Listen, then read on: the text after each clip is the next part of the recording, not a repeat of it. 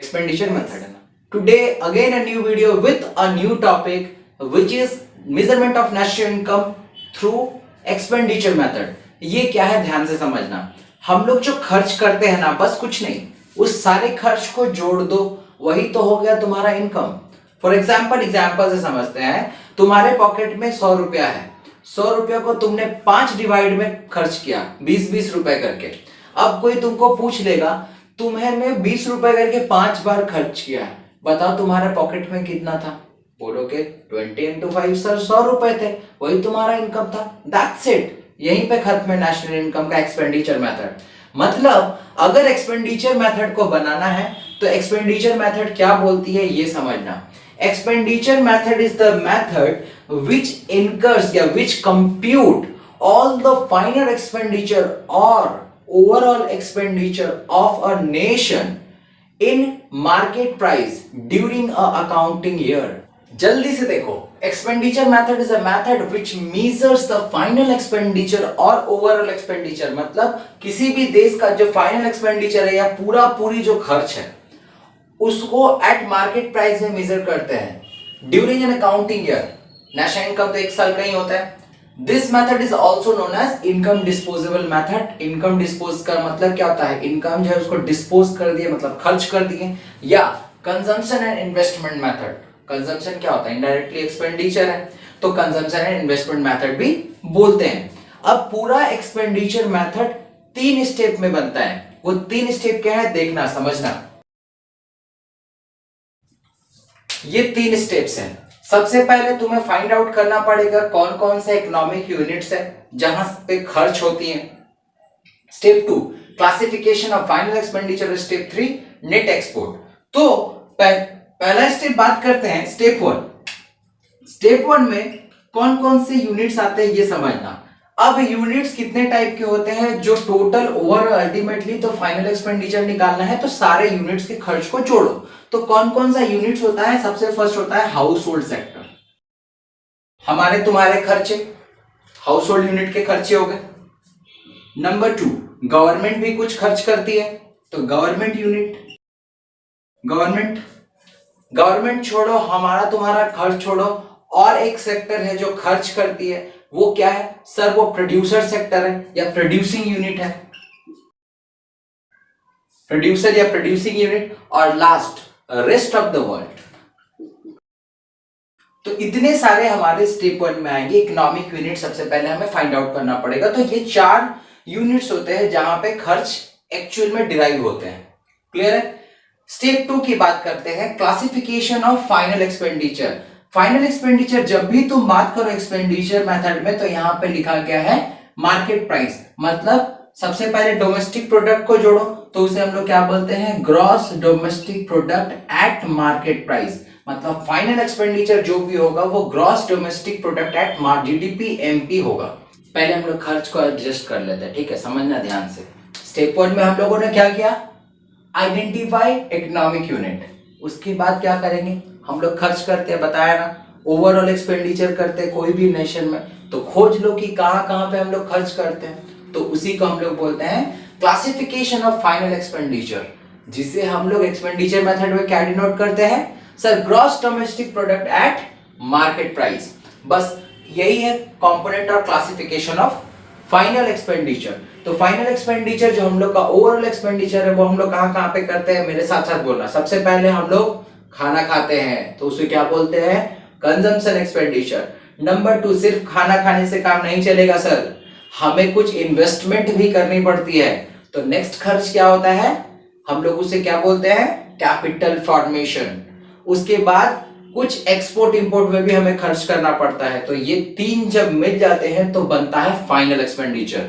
चलो आप देखो ध्यान से.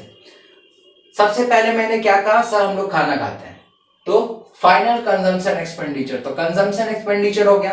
अब कंजम्पशन एक्सपेंडिचर एक हम तुम की बात कर लेते हैं तो हम लोग हो गए प्राइवेट इंडिविजुअल्स, और जहां गवर्नमेंट खर्च करती है तो वो हो गया गवर्नमेंट.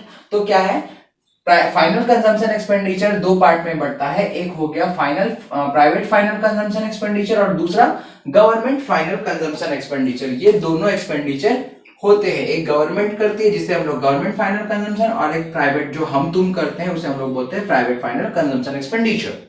लेकिन जब हम लोग प्राइवेट फाइनल कंजम्पशन एक्सपेंडिचर करेंगे तो एक चीज ध्यान रखना, कोई भी सेकेंड हैंड गुड्स हो, ठीक है, या सेल ऑफ स्क्रैप करें, उसे हम लोग हटा देते हैं, डिडक्ट कर देते हैं। क्यों? क्योंकि हम लोग हमेशा एलिमिनेट करते हैं ना डबल काउंटिंग। तो जब हम लोग शुरू में कैलकुलेट कर रहे थे तो उसे कैलकुलेट कर चुके थे, अगर जब हम लोगों ने फर्स्ट हैंड में खरीदा था तो सेकेंड हैंड में उसका कोई कंप्यूटेशन नहीं होगा नेशनल इनकम में। इसलिए net sale of second hand goods and sale of scrap should be deducted from the private final consumption expenditure. जो भी प्राइवेट फाइनल कंजम्पशन एक्सपेंडिचर होगा उससे हम लोग घटा देंगे। क्यों? रखना ही नहीं है, सेकेंड हैंड को रखना ही नहीं है, बस इतना याद रखना। नेक्स्ट पे चले आते हैं गवर्नमेंट फाइनल कंजम्पशन एक्सपेंडिचर। ये क्या करती है, जैसे समझ लो हम लोग क्या करते हैं, जैसे हम लोग खाते हैं, उसके बाद मान लो कोई रेसिडेंट है जो बाहर में अब्रॉड में कुछ खरीद रहा है तो वो भी खर्च है, ठीक है। फिर वेजेस एंड सैलरी पेड कौन करती है? पेड करती है गवर्नमेंट। तो क्या ये भी तो खर्च है? तो इस तरीके से क्या होता है, जो गवर्नमेंट खर्च करती है कंजम्पशन को लेकर के उसे हम लोग बोलते हैं गवर्नमेंट फाइनल कंजम्पशन एक्सपेंडिचर। चाहे वो कुछ भी हो, चाहे वो वेजेस एंड सैलरी पेड करे, क्लियर है, चाहे उनका खुद का पर्सनल एक्सपेंसेस हो, सब कुछ आ जाएगा गवर्नमेंट कंजम्पशन एक्सपेंडिचर में। प्राइवेट में एक चीज और है, इंप्यूटेड रेंट। इंप्यूटेड रेंट क्या है समझना ध्यान से। इंप्यूटेड रेंट का मतलब है भले कोई जमीन मेरा है बट उसके लिए तो रेंट लगेगा ही लगेगा। गवर्नमेंट कभी भी नहीं छोड़ती, ये जो टैक्स है कहीं ना कहीं इस बिहाफ में भी लिया जाता है, क्योंकि तुम अपने जगह का यूज कर रहे हो और जिस जगह में तुम हो उसका कुछ ना कुछ तो रेंट बनता है, भले तुम्हारे पॉकेट से उस टाइम नहीं लग रहा है। तो उस रेंट को हम लोग बोलते हैं इंप्यूटेड रेंट, जो ऑनर का सेल्फ ऑक्यूपाइड प्लेस होता है, याद रखना। तो ये एक्सपेंडिचर खत्म हो गया। अब नेक्स्ट एक्सपेंडिचर में मूव करो, gross domestic capital formation. Gross domestic capital formation क्या है? कैपिटल फॉर्मेशन की बात आ रही है, मतलब कंजम्पशन से थोड़ा सा अप करो लेवल को। क्या करना है? कैपिटल फॉर्मेशन करना है और ग्रॉस लेवल पे करना है। मतलब यहां पे याद रखना डेप्रिसिएशन जुड़ा हुआ है। ग्रॉस से नेट आने में डेप्रिसिएशन घटता है, बट जहां पर ग्रॉस है वहां पे डेप्रिसिएशन बाय डिफॉल्ट जुड़ा हुआ है, क्लियर है। तो इसमें ऐड ऑलरेडी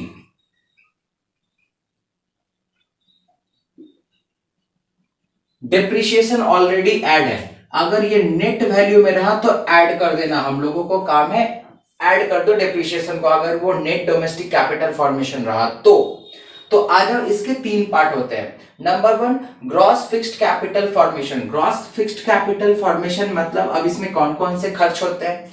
यहाँ पे बिजनेस फिक्स्ड इन्वेस्टमेंट। अब जो बिजनेस जो प्रोड्यूसर सेक्टर होते हैं वो लोग भी कहीं ना कहीं मॉल्स बना लेते हैं, बड़ी बड़ी बिल्डिंगें खड़ी कर लेते हैं, तो वो क्या है, वो कहीं ना कहीं यही तो है, फिक्स्ड कैपिटल फॉर्मेशन ही तो है, एक फिक्स्ड एसेट पे खर्च है। तो खर्च मतलब एक्सपेंडिचर मेथड में जोड़ दो।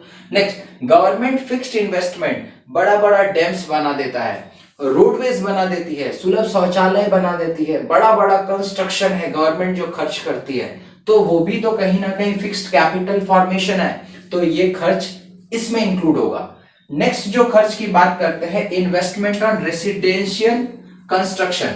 हम लोग देखो तीनों जन मिल गए, गवर्नमेंट भी मिल गया, फिर बिजनेस भी मिल गया, मतलब प्रोड्यूसर सेक्टर भी मिल गया, अब हम लोग भी मिलते हैं। हम लोग खाने के अलावा क्या करते हैं, हम लोग भी तो मकान में रहते हैं ना, तो वो भी तो इन्वेस्टमेंट है, वो भी तो फिक्स्ड कैपिटल फॉर्मेशन के अंडर में आता है। तो सारा खर्चा किस में आ जाता है?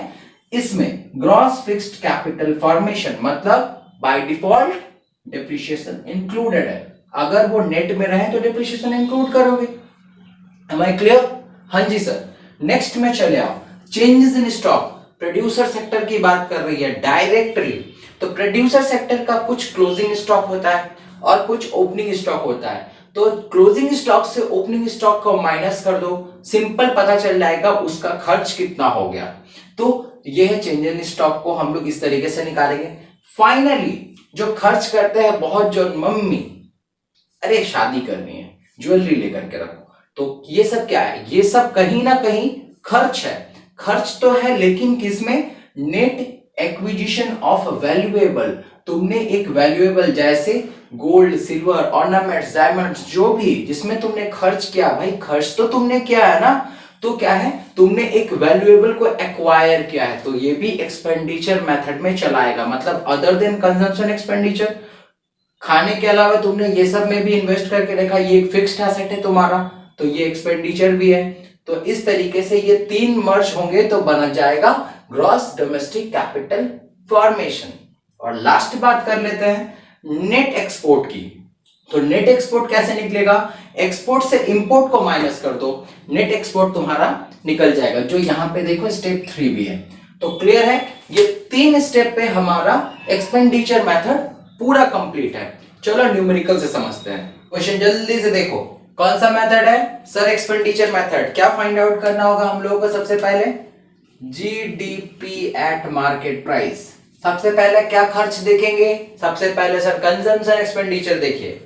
कौन कौन सा कंजम्पशन, ये प्राइवेट और गवर्नमेंट दोनों का खाने का खर्च है, कंजम्पशन एक्सपेंडिचर है, जोड़ दो।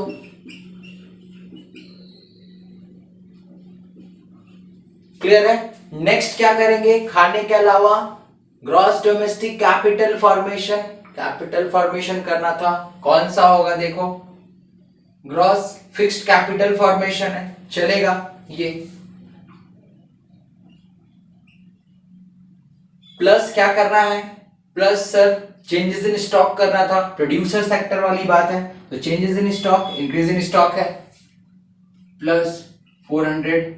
और क्या करना है सर, नेट एक्सपोर्ट दिया हुआ है माइनस में, मतलब फॉर्मूला में तो सर प्लस करना था, तो ये क्या करेंगे, हो गया, ब्रैकेट में है मतलब माइनस है वो।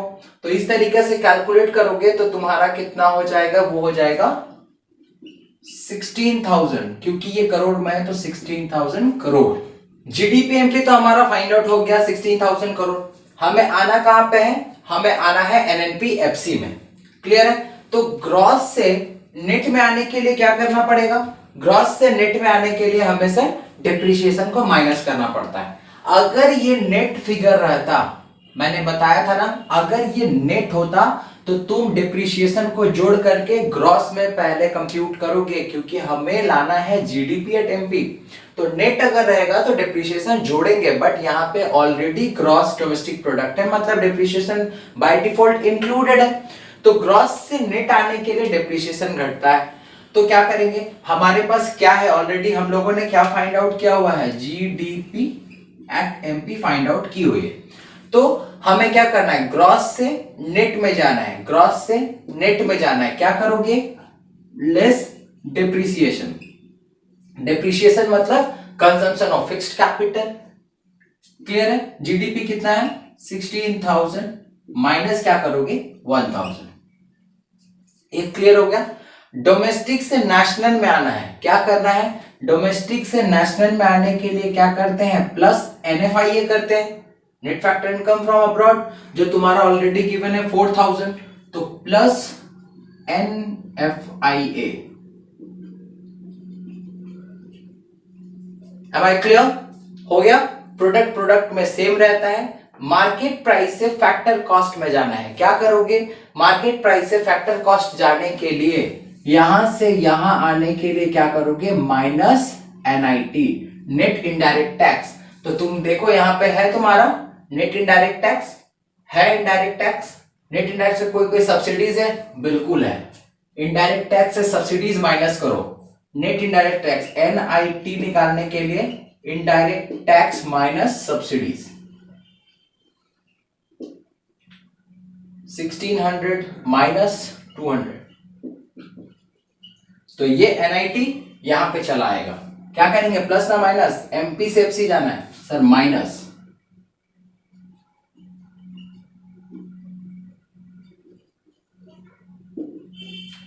कैलकुलेट करो 17,600 सीआर, यही है तुम्हारा एनएनपी एट एफसी। तो बस आज की इस वीडियो में इतना तक ही। मुझे जहां तक उम्मीद है कि ये national income through expenditure method तुम्हें अच्छे तरीके से क्लियर हो गई होगी। इस तरीके से कोई भी सवाल आएगा, वो स्टेप, तीनों स्टेप यूज करना, तुम्हारा आंसर 100% आएगा, चाहे कोई भी बुक हो। आज के लिए साइन ऑफ करता हूं, मिलते हैं नेक्स्ट वीडियो में नेक्स्ट मेथड के साथ। Thank you.